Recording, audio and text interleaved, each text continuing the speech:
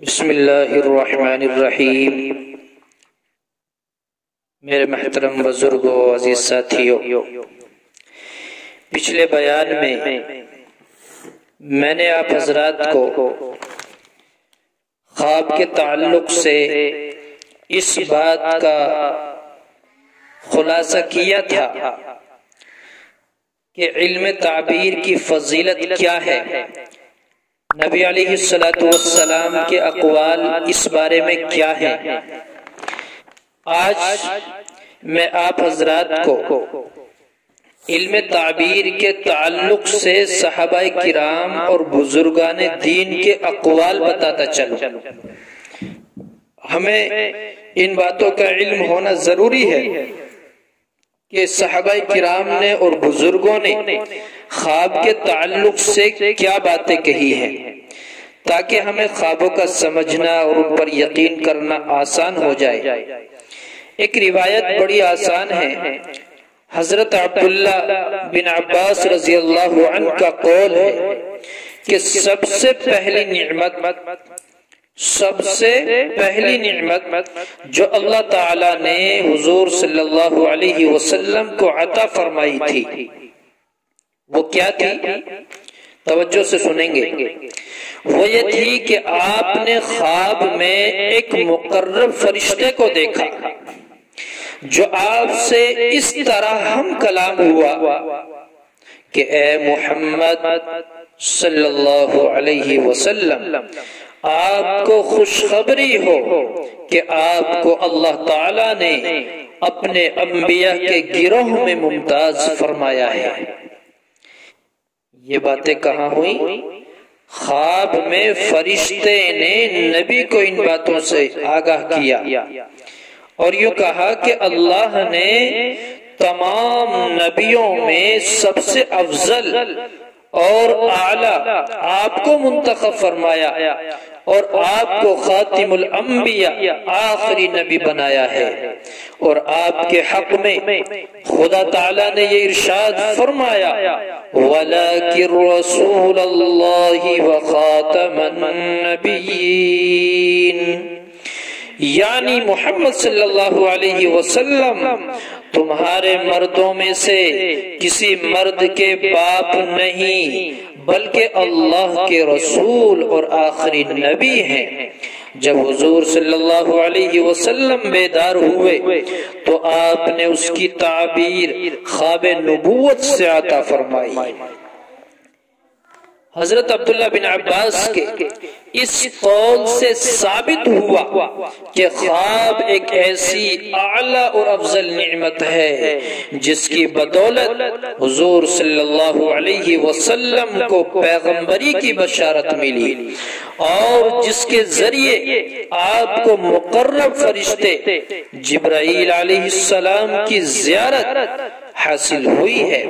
تو جس علم میں ایسی افضل چیز کا ذکر ہو یقینی طور پر وہ بھی افضل ہی ثابت ہوئی۔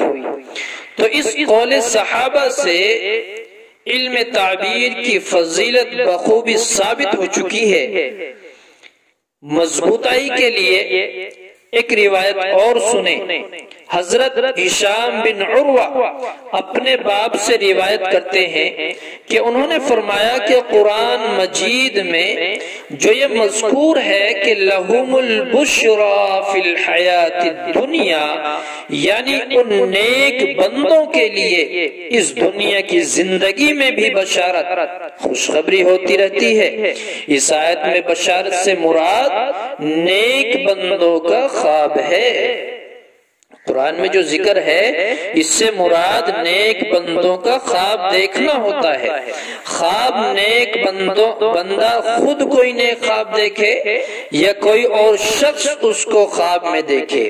اس قول صحابہ سے یہ بھی امر بخوبی ثابت ہو گیا کہ خواب ایک ایسی اعلیٰ اور افضل چیز ہے جس کو قرآن میں بشرا یعنی خوشخبری سے تعبیر کیا گیا ہے۔ خواب کی افضلیت سے علم تعبیر یعنی خواب کا علم اس کی افضلیت بطریق ثابت ہو چکی ہے۔ اب ہمیں اس میں شک اور شبہ کی گنجائش نہیں ہے۔ ایک روایت اور سنتے چلیں۔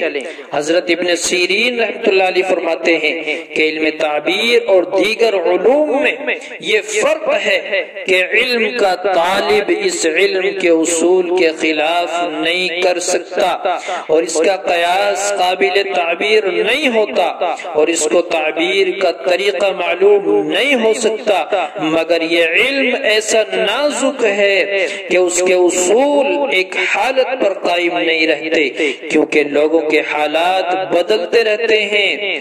لوگوں کی شباہت، شکل، صورت، صفت، دیانت، اہمیت، اعتقاد اور ان کی زندگی کے اعتقاد سے حالات بدلتے رہتے ہیں۔